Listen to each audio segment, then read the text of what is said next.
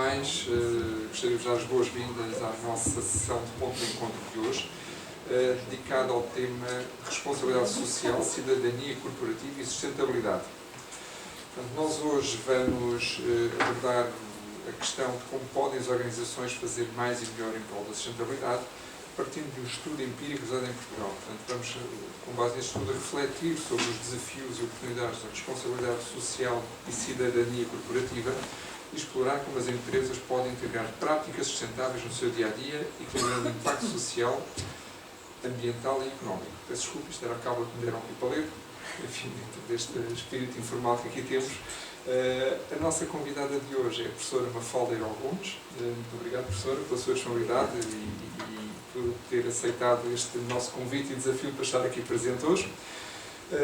A professora Mafalda Herói Gomes é doutorada em Ciências da Comunicação pela Universidade Nova de Lisboa, é professora coordenadora na ESCS-IPL desde 1991. Escola Superior de Comunicação Social. Muito bem, muito obrigado.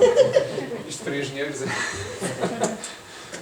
com especialização em relações públicas e pragmática da comunicação. A propósito, depois gostava, curiosidade pessoal, de perceber um bocadinho o que é pragmática da comunicação. Em termos linguísticos, costuma-se dizer que há a sintaxe, a semântica pragmática, não é? Pronto. E, portanto, a minha especialidade foi sempre na área da introdução, isto é, para mim, interessa muito mais a língua e as palavras no seu contexto do que propriamente estudar a sintaxe ou meramente a semântica. Isso tem a ver com o paradigma teórico da filosofia da linguagem, em que, contra aqueles que queriam, no fundo, cingir tudo a um pensamento muito lógico de engenheiro, estão a ver? E, portanto, dizer que há mais. Quando eu digo não bata no gato, há mais do que simplesmente a frase não bata no gato, ok? Que se calhar quando eu digo isto de antes era muito mais fácil, mas estão ali umas senhoras que me vão ajudar. Vão ajudar, não vão? Pronto, solidariedade, está bem? Pronto. Casaram e tiveram uma criança. Tiveram uma criança e casaram.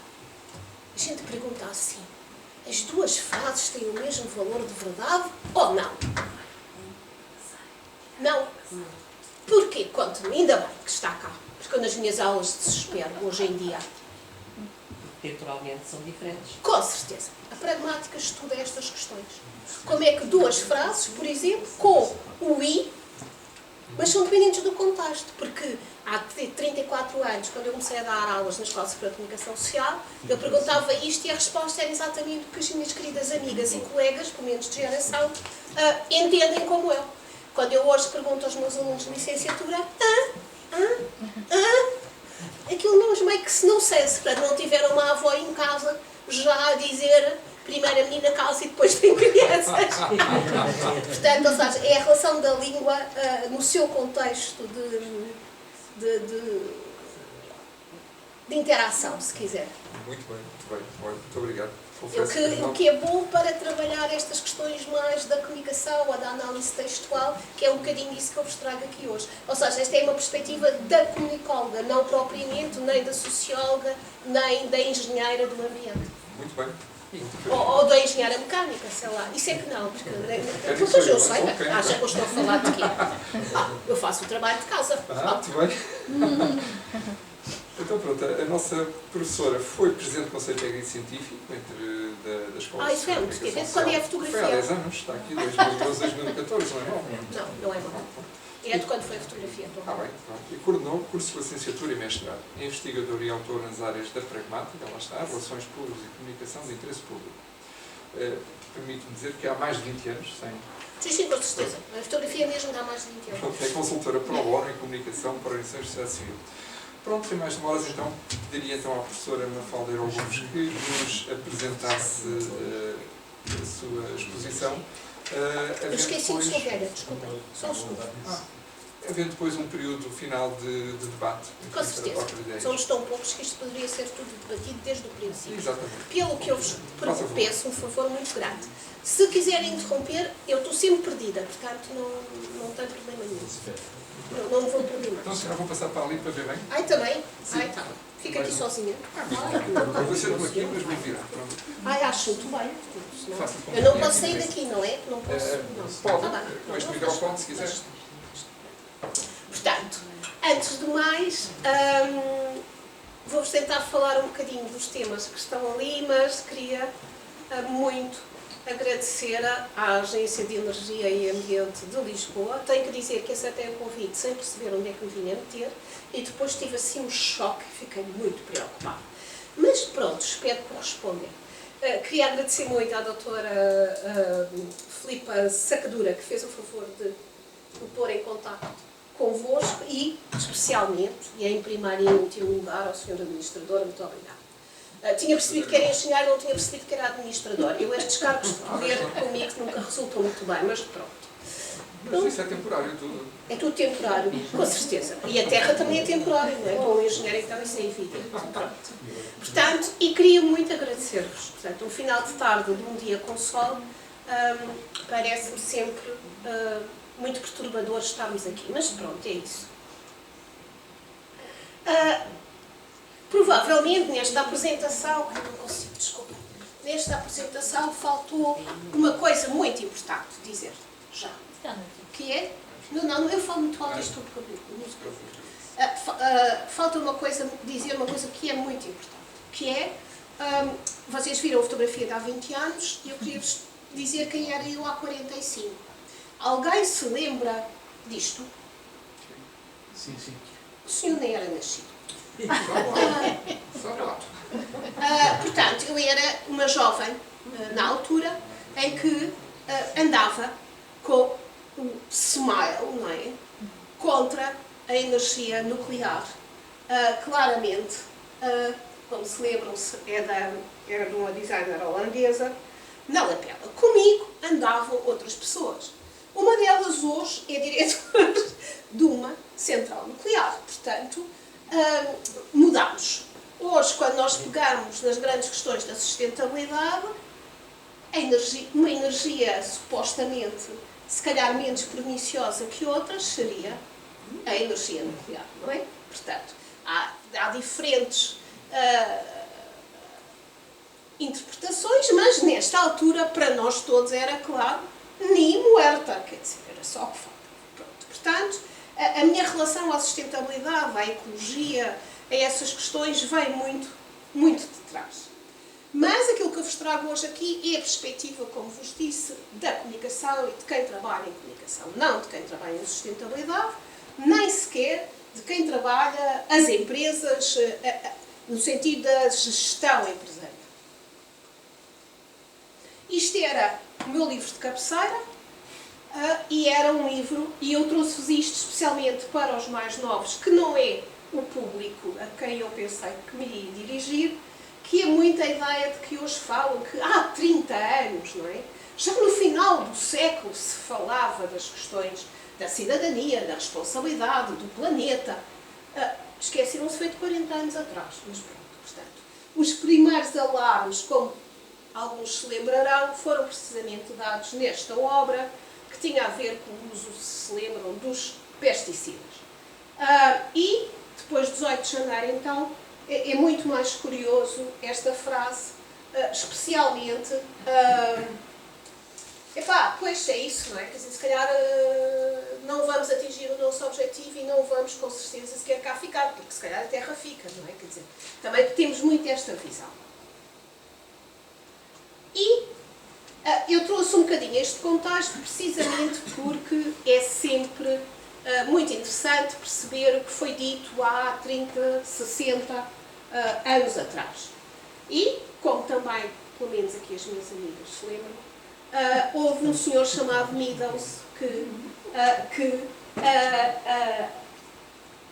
a convite de uma coisa chamada Clube de Roma, na década de 70 e 72, falou sobre a necessidade de um crescimento zero. Ok? Pronto. Hoje em dia temos um fotógrafo de renome, o Ian Narcisse Bertrand, que no filme, não sei se alguém já viu, Legacy Notre Héritage, é um filme documentário de 21, nunca fala na palavra de crescer, mas é uma palavra que está sempre implícita em todo o seu trabalho. E, portanto, quando nós andávamos com o tal smile ao pescoço, a ideia era muito esta, ou seja, era muito esta ideia de que o planeta não era limitado, não era ilimitado, desculpem, que nós não teríamos o direito que trazíamos já na altura de 100 anos atrás e hoje de 150, de provocar as interferências que provocámos e etc. Mas, eu adoro estas coisas tecnológicas. O que para mim é muito interessante é que já passaram pela presidência, pelos secretários-geral das Nações Unidas, um conjunto de individualidades. Tínhamos aqui o Yutan, depois tivemos um Kofi Annan, temos agora o engenheiro claro, António Guterres, e portanto temos aqui precisamente a ideia de que era necessário envolver todos, não é? E com uma urgência que parece que só reconhecemos agora. Leva 60 anos, tá? Eu gosto muito de perceber, não são só os portugueses, não é? Portanto, parece que isto é mundial. A ideia de urgente poder ser amanhã é uma coisa que eu acho sempre curiosa. E, portanto, temos aqui esta ideia de que há um apelo aos líderes empresariais que assumissem o compromisso do tecido empresarial com um mundo mais sustentável. Portanto, há um apelo que foi feito diretamente às empresas e que as empresas foram responder. Queria-vos dizer que em Portugal são relativamente poucas as empresas que assinaram este statement e que, portanto, se calhar há coisas ainda que precisam de ser feitas. Mas, como vos disse, isto é a perspectiva da comunicação. Comunicar é organizar. Isto porquê? Porque hoje as pessoas pensam comunicação como interação. Isto é, eu vou carregar no Facebook, ponho um like ou um dislike, não se pode pôr dislike, não sei, acho que não, pode pôr um like ou um coração, portanto um like ou um like muito, ou podemos pôr bonequinhos. Também se pode tirar. Também se pode, pronto. E portanto, eu queria vos dizer que a comunicação, como nós a entendemos, quando fazemos este tipo de trabalho, e como a entendemos na Escola Superior de Comunicação Social, tenho ali uma colega que está aqui, e que é a ideia de que comunicar é organizar. Há aqui uma perspectiva que vem, por exemplo, de uma teoria dos sistemas entendida pelo Luhmann, e que vai buscar estes conceitos às ciências ditas naturais, nomeadamente ao Maturana e ao Varela, que é de um sistema autopoético. Isto é um sistema que é necessário para que a sua relação ao sistema se faça e, por outro lado, é um sistema que consegue ele próprio, tal como uma célula, incorporar e transformar. Hoje em dia, com tudo o que nós sabemos da tecnologia, se calhar já há outros seres que não os humanos que também fazem isso. Mas a ideia aqui tinha os sistemas não físicos, os psíquicos e os sociais, e claro que esta noção que nós estamos aqui a usar é a noção do sistema social, não é? Portanto, comunicar é um processo múltiplo e há aqui uma clara dimensão da prática e da interação social.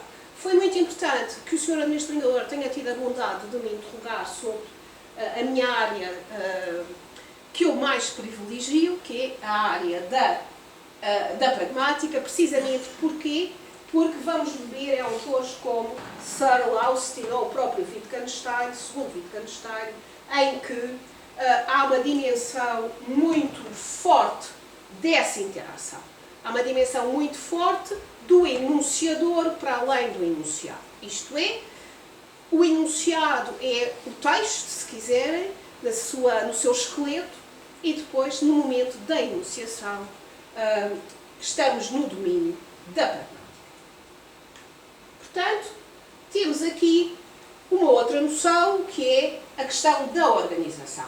E como é que nós, na relação com a organização, se eu estivesse aqui agora, não sei, provavelmente estará entre nós alguma gestora, vai-me cair em cima, mas eu vejo a comunicação como um elemento constitutivo da própria organização.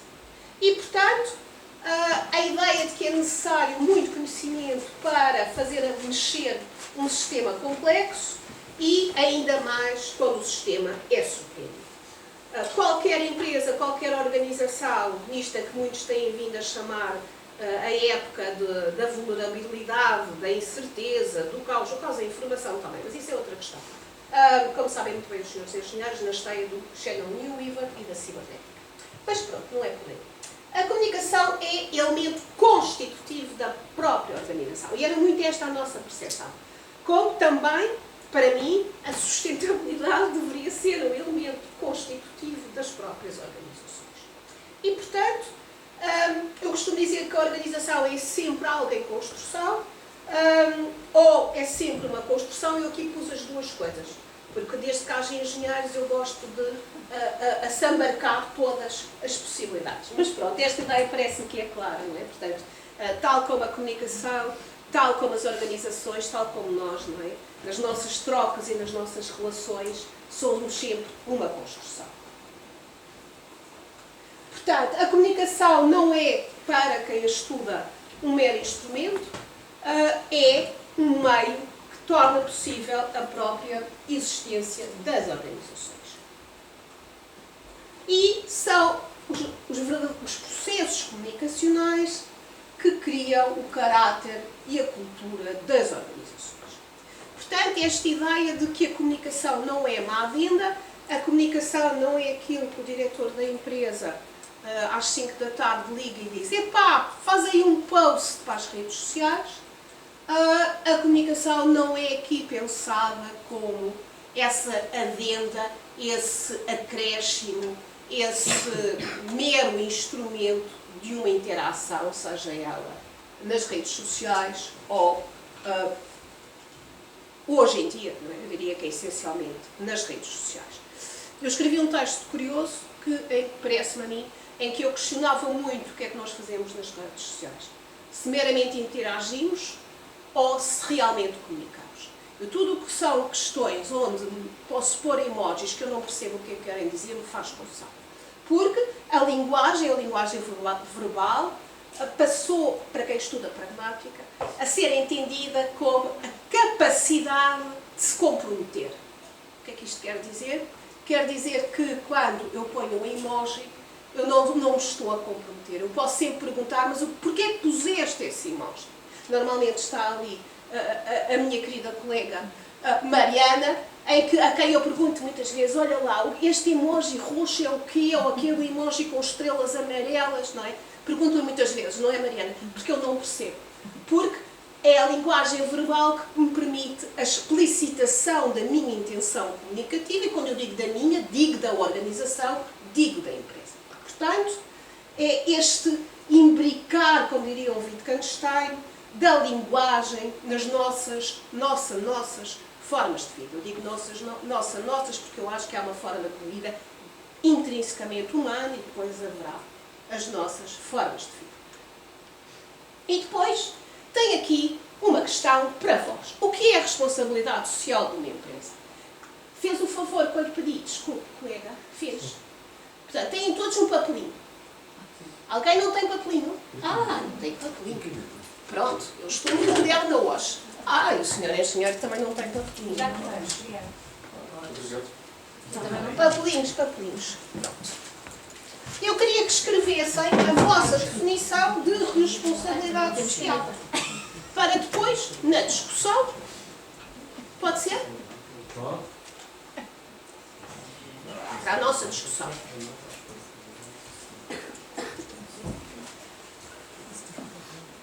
Pode, não sei, estou aqui em cima. Com certeza. Muito obrigada. Também não tens papelinho. Obrigada. Ah, meu Deus, vê lá, fica aí, vê lá se alguém precisa de ajuda. E, portanto, temos aqui esta questão.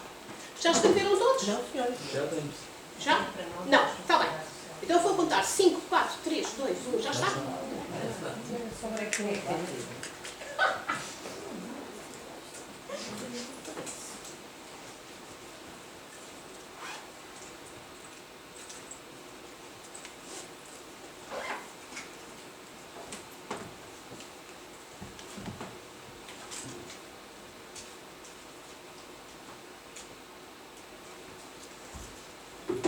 E, portanto, aqui a questão da responsabilidade social.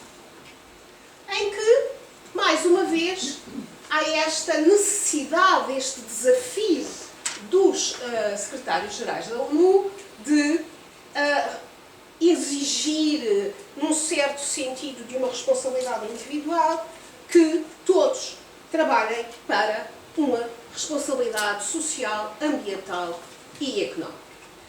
Os três P's, não é? Mas aqui também caímos logo num outro problema. O que é prosperidade? Com certeza que sabem que o relatório da felicidade saiu, não sei, ontem ou há 4 dias, não é? Também devem ter visto alguns dos comentários de alguns think tanks. E, portanto, o comentário é sempre o mesmo, não é? O que é prosperidade? Prosperidade para quem? Quem somos nós? Nós que consumimos, nós que poluímos, face a outros sítios. Portanto, ali a pergunta ficou em inglês, desculpem.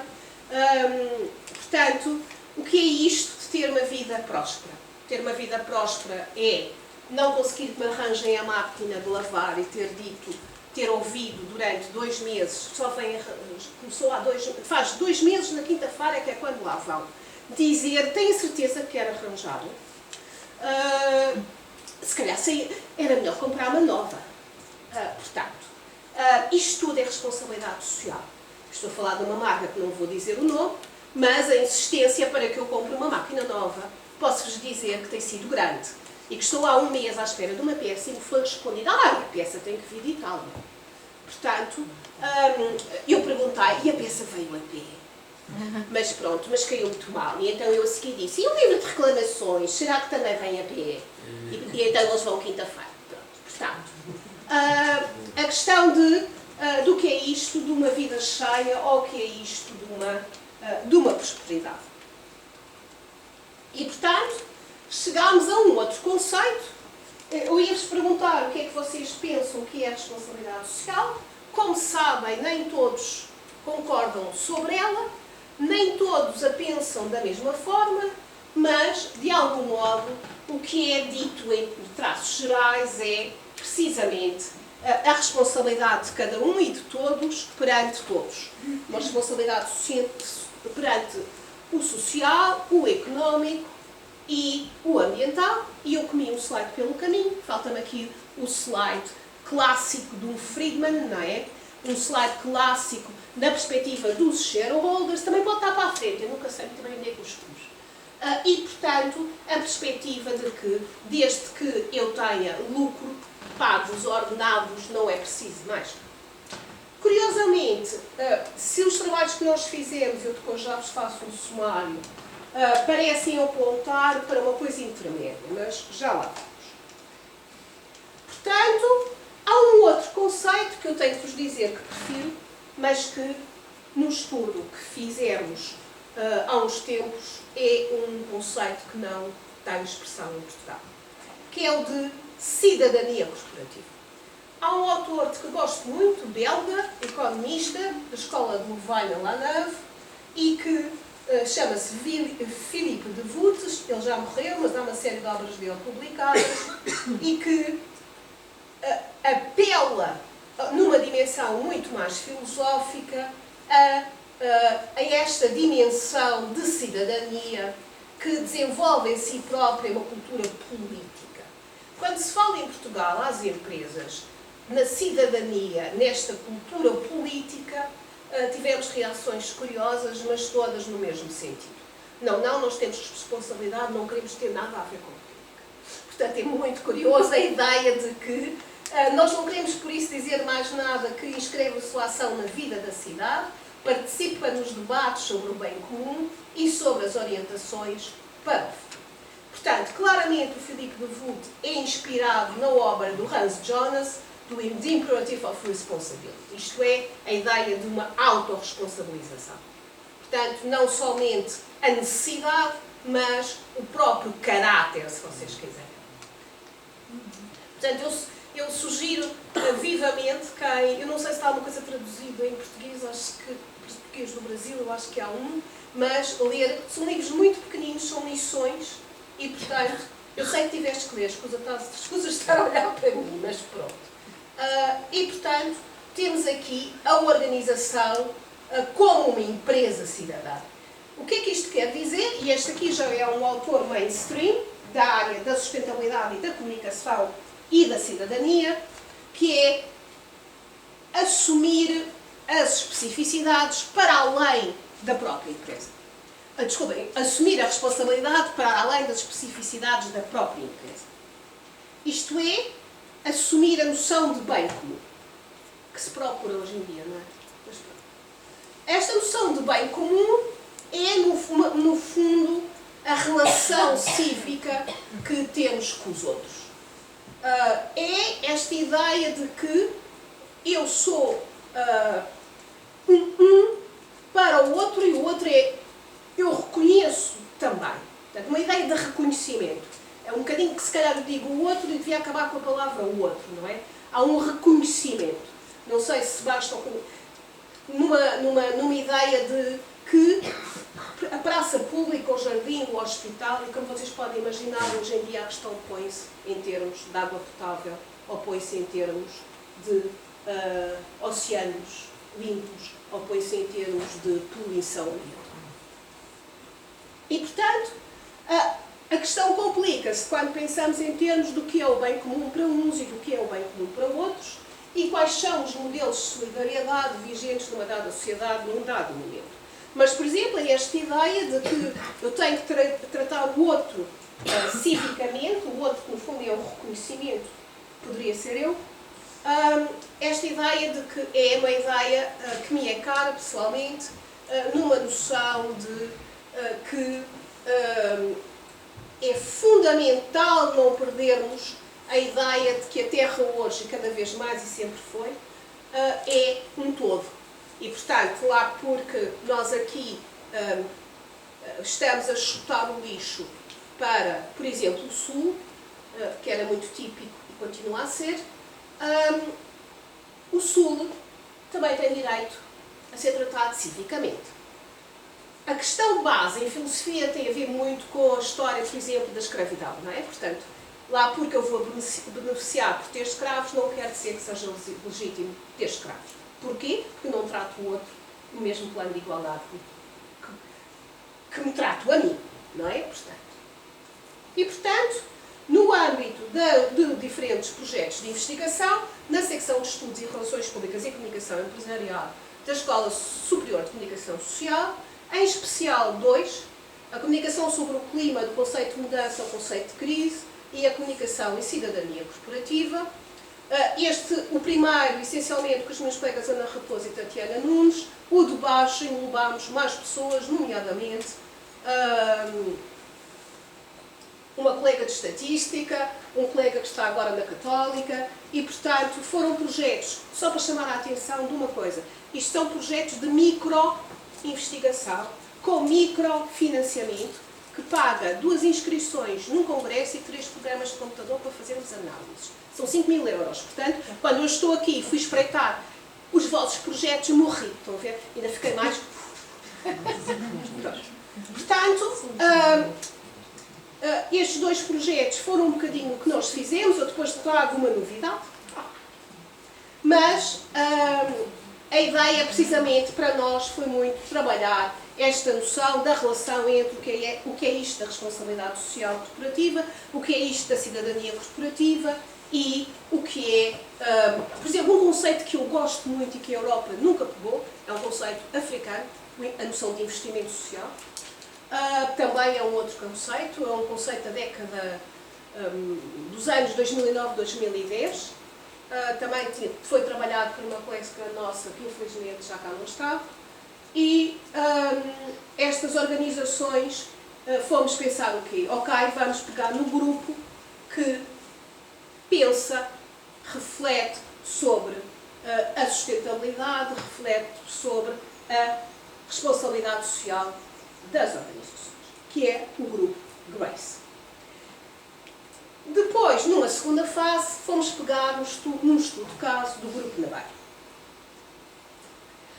Contactámos 158 organizações, precisamente sobre esta questão, que é a relação entre comunicação, responsabilidade social e empresarial e cidadania corporativa. Mais uma vez, a nossa dificuldade é que nos respondam. Tivemos 43 respostas, que foram sujeitas a uma análise de conteúdo de caráter quantitativo. E depois, dado que só 27 destas 43 tinham disponibilidade para serem entrevistadas,